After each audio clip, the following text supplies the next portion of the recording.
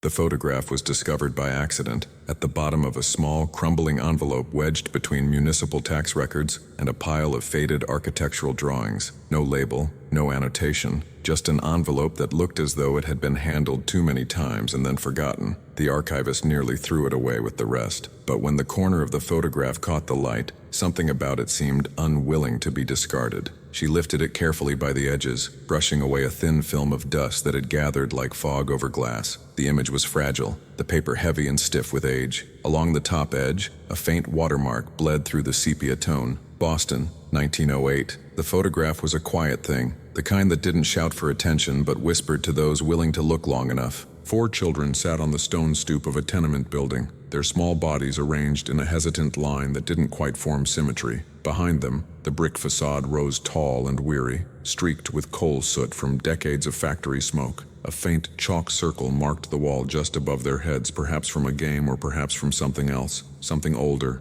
something meant to be remembered. The archivist leaned closer, letting her lamp's golden halo illuminate the grain of the image. The air in her office seemed to change. The scent of paper and polish gave way, in her mind at least, to damp stone, boiled cabbage, and the faint salt of sea air drifting in from the harbor. Boston, she thought. Late spring, maybe May, the kind of afternoon where the light lingers too long, stretching shadows thin. The eldest child, a boy of about 10, sat upright in the center. His hair was parted neatly, his shirt buttoned high despite the heat. His eyes were not quite focused, not on the camera, not on anyone at all, as if he were listening to something beyond the photographer's command. In his lap rested a worn leather ball, cracked and soft at the seams, its once glossy surface dulled by years of use. His thumb traced one of the seams absently, the way people touch objects that hold memory. Beside him sat a girl, perhaps 8. Her braids were long and uneven, tied with bits of fraying ribbon that had once been blue. She was turned slightly away from the others, her hands folded on her knees, her gaze lowered, not shy, not sad, but distant.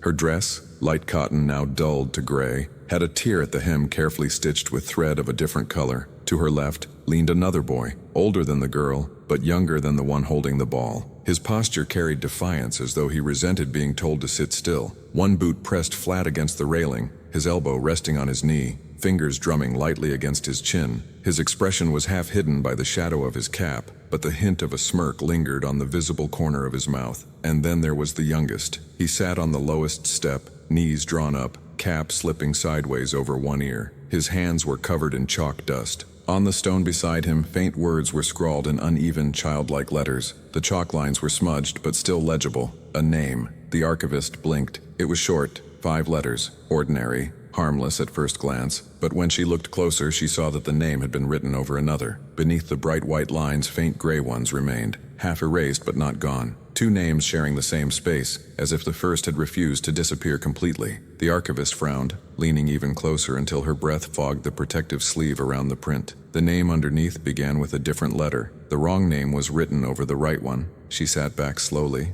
the chair creaking beneath her. The light from her desk lamp seemed to dim. Behind the children in the photograph, the tenement door stood slightly open, a sliver of darkness cutting into the frame. Inside, a shape hung on the wall. A coat, perhaps, or something that only looked like one. But in the narrow glass pane beside the door, the reflection of a face appeared. It was too faint to be clear, too blurred to identify, but its presence was undeniable. Someone, or something, had been watching. The archivist's pulse quickened. She told herself it was nothing unusual. Early cameras often captured accidental reflections, photographers, assistants, even passers-by. But there was something strange about this one. The reflected face wasn't facing the camera. It was turned toward the children, its head slightly bent, as if speaking softly to them. Her pen hovered above her logbook. She wrote, Boston, Tenement, Stoop, approx 1908. 4 children. Chalk inscription uncertain. Possible reflection in window. Then she hesitated and added, subject matter, unsettling. Later that night,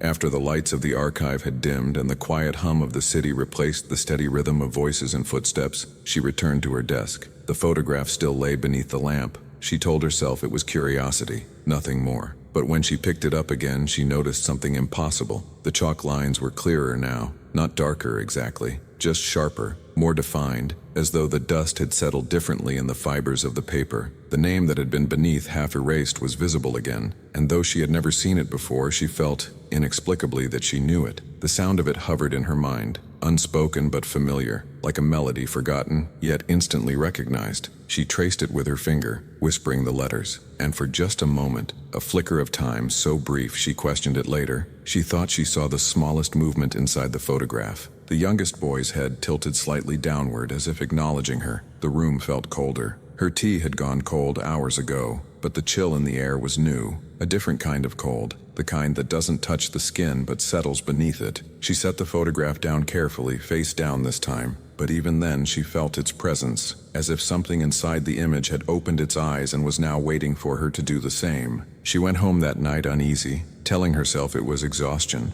that she'd been staring too long at old paper, that her mind was inventing ghosts out of dust and memory. But the next morning, when she returned to her desk, she found the photograph lying exactly where she had left it. Only now the chalk name was different again, and this time she didn't recognize it at all. The photograph was not alone. A week after it was catalogued, another envelope appeared, this time deliberately placed on the archivist's desk. No one admitted to leaving it there. The handwriting on the label was cramped and unfamiliar. South End Records, Orphanage and Tenement Relief, 1905-1909. Inside were fragments of paper, lists of names, attendance logs, notes written in pencil and ink so faint they looked more like shadows than words. The paper smelled of mildew and salt. A small clipping fell out as she turned the pages, a torn photograph, only a corner, showing part of a stone step and the curve of a child's hand covered in chalk dust. It was from the same negative. Someone had kept another copy. That night, she began reading through the records. The names blurred together. McHale, Donnelly, Ruiz, O'Connor, Fennell. Dozens of families, most marked relocated or deceased. She tried to find one that might match the children in the photo, but most entries were incomplete. The ink had run. Some names had been crossed out and replaced with others. Then she found it. An entry dated June 3rd, 1908. 4 children listed together. Siblings perhaps, though their surnames didn't match. Thomas, age 10, Nora, age 8, Patrick, age 7, and Daniel, age 5. The note beside their names read, "Found playing near Atlantic Avenue. Parents unlocated. Temporary custody pending." There was no follow-up entry. The page after was blank. The archivist leaned back in her chair, staring at the photograph again. Thomas, Nora, Patrick, Daniel. They could be the children on the steps. The ages fit. She studied their faces closely. The eldest, Thomas, had the wary stillness of a child, already too aware of responsibility. Nora's expression carried the softness of someone who understood silence better than speech. Patrick's restless slouch seemed to fit the boy in the cap, and Daniel, the smallest, the one with chalk on his hands, matched perfectly. But something didn't align. There was a fifth presence in the picture, faint, barely visible, yet undeniable. The reflection in the window, blurred but unmistakably shaped like a child. She flipped through the records again. At the bottom of the same page, in smaller writing, she noticed something. A fifth name, crossed out so heavily the paper had torn. Samuel, age unknown. The rest of the line had been rubbed away by someone's thumb. She whispered the name to herself. Samuel. It lingered strangely in the air, as though the sound itself had weight. The next morning, she returned early, before the lights had fully come on in the archive. The air smelled of rain and dust. She set the photograph under the large magnifying glass, used for restoration work, and adjusted the lamp. The chalk letters were sharper now, clearer under the new light. She could see the faint lines where an earlier name had been erased, not completely, but enough to leave confusion in the stone. The wrong name on the step was Patrick, but beneath it, faint and nearly lost, was another, Samuel, the same name that had been scratched out in the orphanage record. She exhaled slowly,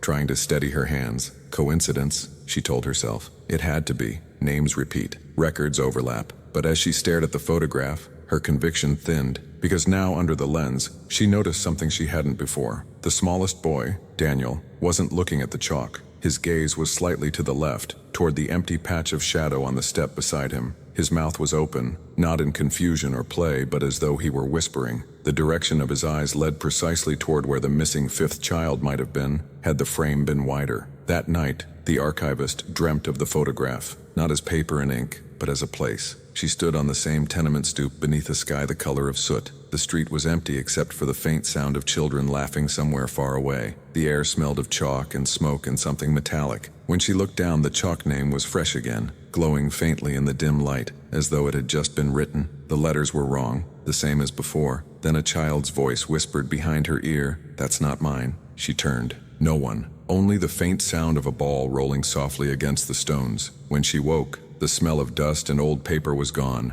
replaced by the damp scent of rain. Her hands were cold, and beneath her fingernails, faint white traces of something powdery, chalk. In the following days, she became consumed by the image. She began scanning it, adjusting exposure, isolating details. Each scan revealed something new. A blurred motion near the doorway, a faint second shadow cast where there should have been none. The photograph seemed alive, not in the way of ghosts or hauntings, but in the way memory itself breathes, expanding, receding, waiting. She noticed that every time she printed a new version, the chalk name shifted slightly. Sometimes the letters straightened, sometimes they tilted. Once, they disappeared entirely. But in that version, the one without chalk, something else appeared. In the shadowed window, where the reflection had always been too faint to decipher, a face was visible at last. A boy's face. He couldn't have been older than 7 or 8, his hair short, his expression calm. But there was something terribly wrong about his eyes. Not dark, but pale, almost silvery, as though the photograph had captured the reflection of light itself. He wasn't looking out,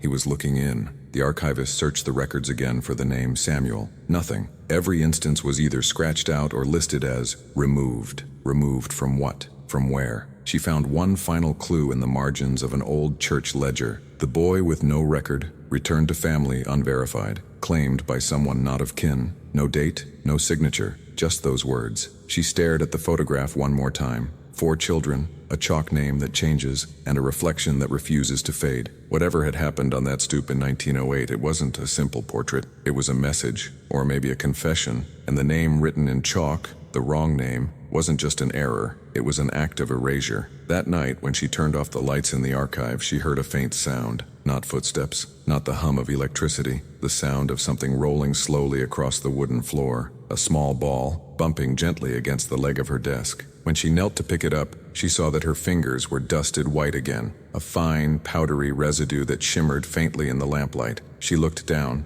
There, beneath the chair, faintly scrawled in chalk letters no taller than a fingernail, was a single word, Samuel, and below it, as though written by a smaller hand, not forgotten. For days, she avoided touching the photograph again. She left it inside its archival sleeve, stacked neatly between 2 folders as though order and distance could undo whatever had begun to follow her. But even sealed away, it seemed to hum quietly beneath the surface of her desk, a faint awareness, a pulse beneath paper and time. She tried to focus on other work, census ledgers, ship manifests, correspondence from textile mills long gone. Yet no matter how she tried to bury her thoughts in other ghosts, her eyes always drifted back to that envelope. Sometimes she caught herself listening. For what? She didn't know. It was absurd, she told herself. Impossible. But the silence in the archive had changed. It was no longer the stillness of an empty building. It was something denser, charged, as though sound itself had weight. The ticking of the wall clock seemed distant, muffled. Even the rain outside fell softly now, as if not to disturb whatever listened back. Finally, one evening, she gave in. She drew the photograph from its sleeve and laid it gently on the desk. The chalk name was visible again, bright, fresh, impossibly white for a century-old image. The lines curved more delicately now, the handwriting smaller, almost careful. She had memorized the pattern by then, but still, her breath caught, because this time, the name wasn't Samuel, it was Anna, the name of her grandmother. She froze, staring at it. The room around her seemed to darken, the shadows thickening around the edges of the light. She blinked, looked again, and the letters shifted back, almost imperceptibly. The A curved inward, the N lost its tail. The name blurred back into Samuel. Her pulse quickened. She whispered the names aloud, testing them, comparing their weight on her tongue. Samuel, Anna. The air seemed to move. A faint gust stirred the papers on her desk, though the windows were shut. She sat perfectly still, watching as a single sheet, one of the orphanage logs, lifted at the corner, then settled again.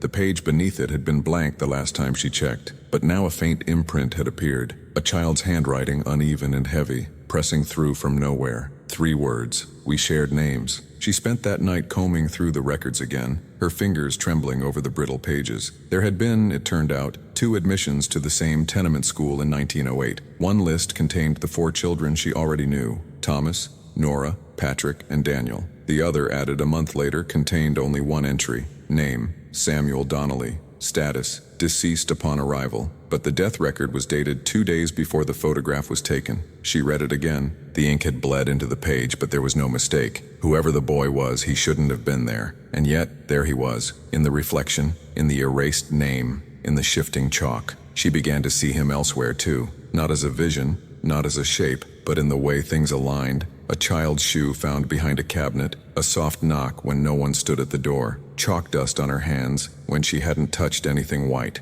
At first she resisted the thought that something was reaching out, but the deeper she went, the clearer it became that the photograph wasn't an image at all. It was an echo, a frozen moment that refused to stop speaking. She realized then that she had been studying it from the wrong angle. It wasn't taken, it was left behind. That night she took the photograph home. Her apartment was small, filled with stacks of books and boxes of papers. The walls were lined with old frames, relics from exhibitions past. But that night the photograph seemed different among them, heavier somehow, as if the air itself bent around it. She placed it on her kitchen table, turned off the main light, and left only the faint amber glow of a lamp. Then she began to whisper, half to herself, half to whatever might be listening. "I know your name," she said softly. "You were there. They tried to erase you." The air shifted again, not a breeze, but a change in pressure, the kind that happens before thunder, or a storm that never comes. Her teacup rattled gently against the saucer. The photograph trembled slightly where it lay. Then, in the faint reflection on the glass, she saw movement.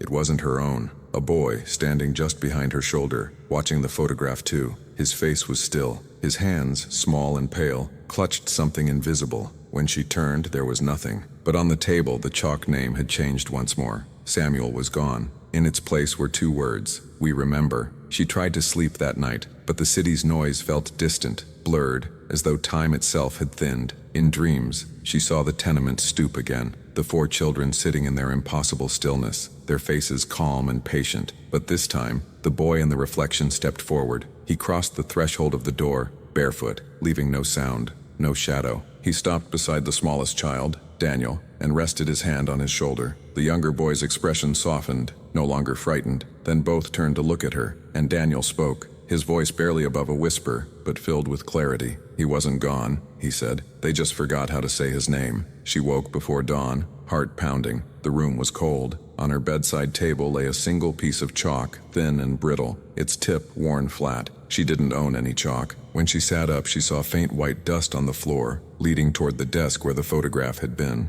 It was gone. In its place, someone had written directly onto the wood in careful, looping script, "Tell it right." For the first time, she understood. The photograph wasn't changing. It was correcting itself. Every erased letter, every blurred face, every reflection, it was memory fighting back, refusing to vanish. The boy named Samuel had been erased twice, once in life and once in record. But in the instant the shutter closed on that hot afternoon in Boston, something permanent had resisted, a child's defiance, captured in light. And now, more than a century later, he was still asking for one thing: to be remembered by his name. The archivist turned the chalk over in her hand. It left a faint white mark on her skin, soft as breath. She thought of all the others like him. Names changed, languages forbidden, stories untold. She realized that perhaps the photograph was never meant to haunt. It was meant to testify that sometimes the smallest act, a child writing a name, could outlive even the forgetting. For weeks the photograph refused to rest, even sealed in its envelope.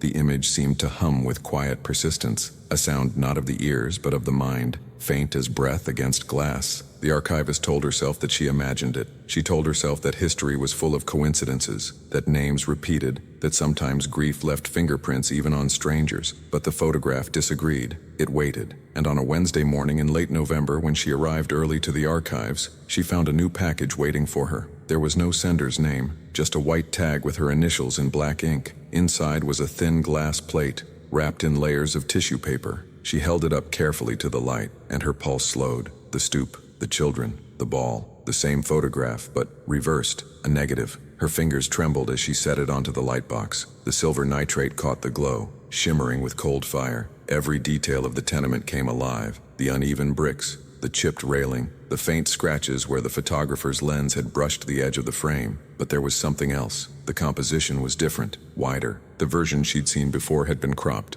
This one revealed what had always been missing. To the far left of the stoop, another figure sat, smaller than the rest, half in shadow. The boy's face was turned slightly away, as though he hadn't been ready when the shutter clicked. His hand rested on the youngest child's shoulder, fingers splayed, frozen mid-touch. The faintest trace of a smile lingered on his lips, not joy, but peace, the kind found only in the moment before something ends. She leaned closer. Along the glass edge, faint lines etched into the emulsion shimmered like tiny cracks. They weren't random scratches. They formed letters, backwards, almost illegible, but unmistakable. He was never gone. The air in the room seemed to shift. The overhead light buzzed faintly, dimming for a second before returning. She adjusted her gloves, trying to steady her breath. She turned toward the logbook where she recorded all new finds. But before she could write, the building's old radiator groaned, a long, low sigh that echoed through the floor. She froze. In the silence that followed, she heard the faintest sound of something rolling,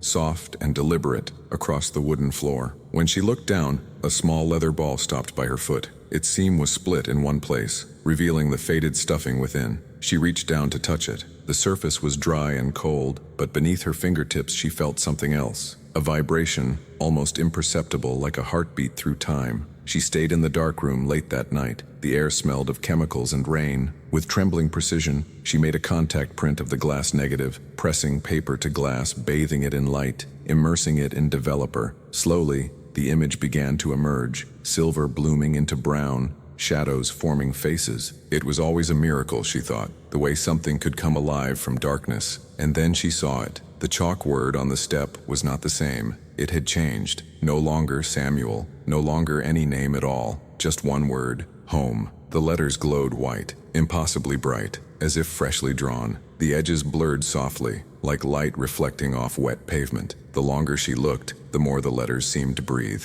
For a moment, she swore she heard footsteps in the hall. She turned. Nothing. When she faced the print again, she gasped. The fifth child had opened his eyes. They weren't angry eyes, not haunting, just awake. He was looking directly at her, and behind his gaze there was stillness, a patient kind of knowing. She whispered, "What do you want?" The bulb above her flickered once. Then, faint and distant, came the whisper, "You already know." Her breath trembled in her throat. She glanced toward the chalk word again. It had changed once more. The word home was gone. Now it read, "We were." She didn't sleep that night. She sat at her kitchen table with the print laid in front of her, candlelight dancing across its surface. Every time the flame shifted, she saw movement. The faint rise of the children's shoulders, the glint of chalk dust, the tremor of air just before a whisper. The city outside slept, but inside that small apartment, time bent inward. She thought about the boy, Samuel, or whatever name had been taken from him, about all the others whose names had been rewritten, misplaced,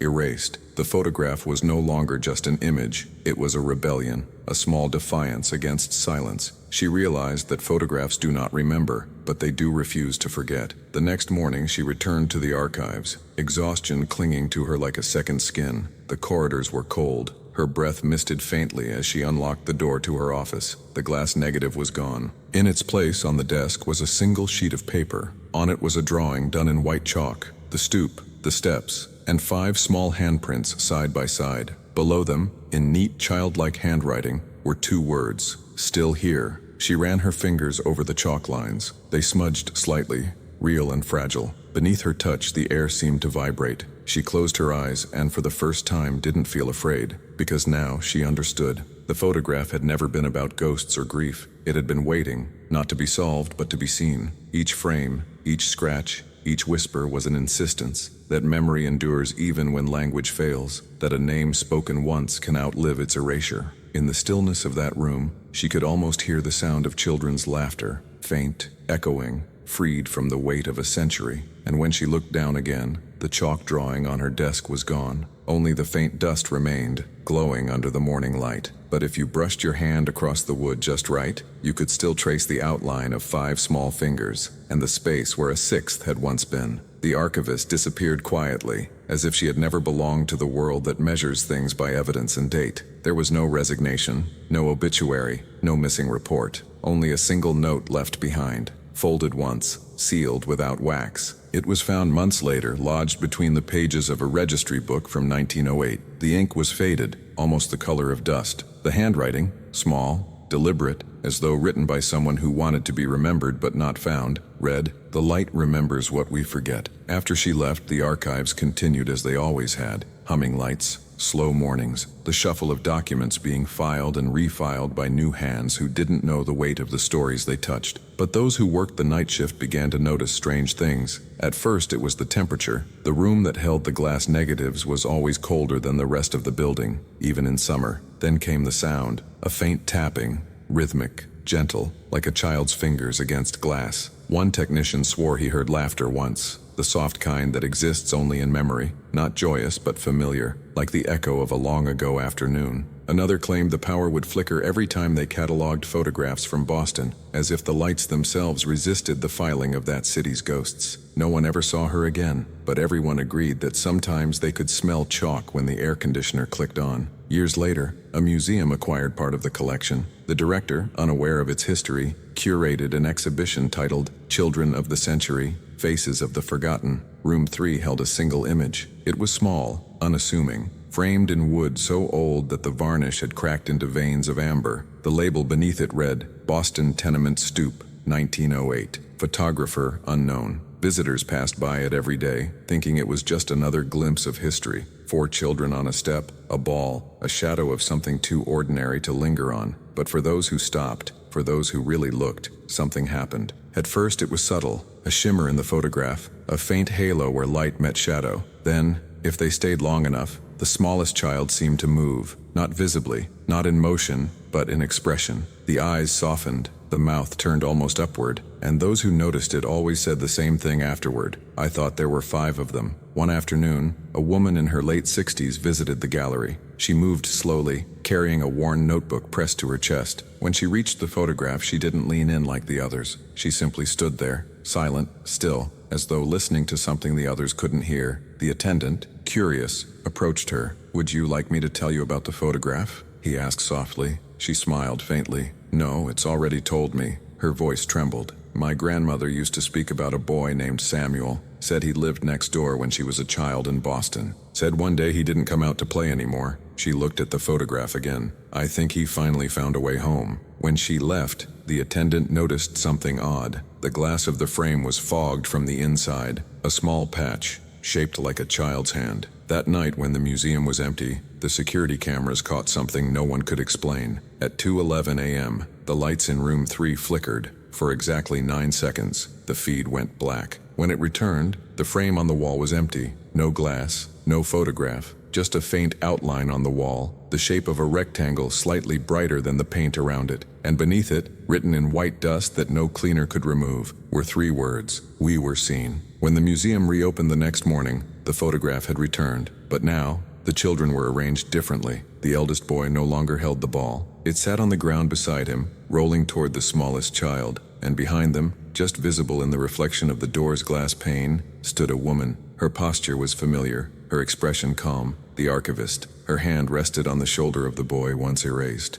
And together, they looked not at the camera but toward the light. The following week, the curator replaced the exhibit label. It no longer listed the location or date. It simply read, "Recovered photograph, subject unknown, donated anonymously." But at the bottom corner of the frame, faintly etched into the wood where no one had carved it, were 5 small initials, TNPDS, and beneath them, one more, A. The archivist had signed her place among them. In the years that followed, the photograph began to appear in places it had never been sent. One hung in a cafe in Montreal. Another surfaced in a private collection in London. A copy was even found in the attic of a schoolhouse in Ireland. The children's faces clearer than ever, as if they had been freshly printed. In each version, something changed. A different tilt of the head, a different pattern of light, sometimes a faint shadow of movement at the edge. But one thing never changed: the chalk word on the step. No longer Samuel, no longer home, no longer we were. Just one final word: